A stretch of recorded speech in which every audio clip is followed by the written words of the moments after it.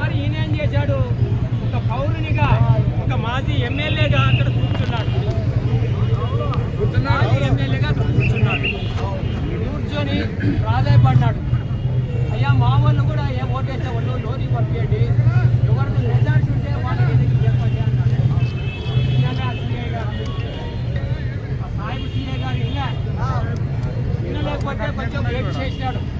కానీ ఈయన ఎమ్మెల్యే గారు లోని పోవాలని ట్రై చేశారు. మరి ఎమ్మెల్యే గారు దౌర్జన్యాన్ని అడ్డుకోవాలని ఎన్నిక చెప్తే ఆ సీఏ గారు మరి ఎమ్మెల్యే గారు తెలుసో లేదో స్టేట్లో అంతా తెలుసు మన సీనియర్ ఎమ్మెల్యే గారు. మన జిల్లాలోనే మన ఎమ్మెల్యే గారు అంటే గౌరవం. అవునా కాదా? అలాంటి ఎమ్మెల్యేని పట్టుకొని ఏరా అంటావా? ఎంత ధైర్యమయ్యా నీవు, ఎంత వచ్చాడు నీవు. ఈరోజు ఇక్కడ నిన్న చెన్నకేశ్వరరెడ్డి గారిని సిఐ అల్లాని మాటలని గౌరవపరిచిన సందర్భంగా ఈరోజు మా కార్యకర్తలంతా ఈరోజు ధర్నాలో పాల్గొనడం జరిగింది. అయ్యా, ఎలక్షన్ అన్నాక సామరస్యంగా జరగాలి.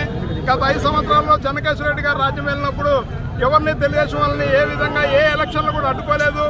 ఇది ఈరోజు సాగునీటి సంఘాల ఎలక్షన్లో కూడా ఈరోజు ఆయన పోలీసులు అడ్డం పెట్టుకొని ఈరోజు జరపడం జరిగింది. అయ్యా, నీకు దమ్ముంటే అందరినీ ఓటర్లని ఓటింగ్లో పాల్గొనిచ్చి మళ్ళా జరపండి ఎలక్షన్. ఇప్పుడు నేను జరిగిన ఎలక్షన్ రద్దు చేసి మళ్ళా జరపండి, దమ్ముంటే మీకు మా ప్రతాపం మేము చూపిస్తాం. ఈరోజు ఆ సిఐ ఎవరైతే సిఐ ఇబ్రాహిం గారు చెన్నకేశ్వరరెడ్డి గారికి క్షమాపణ చెప్పాలని మేము డిమాండ్ చేస్తున్నాం. ఒకవేళ ఆయన ఈరోజు సాయంత్రం క్షమాపణ చెప్పకపోతే రేపు ఎమ్మెల్యే పట్టణ బంద్కి పిలుపునివ్వడం జరుగుతూ ఉంది.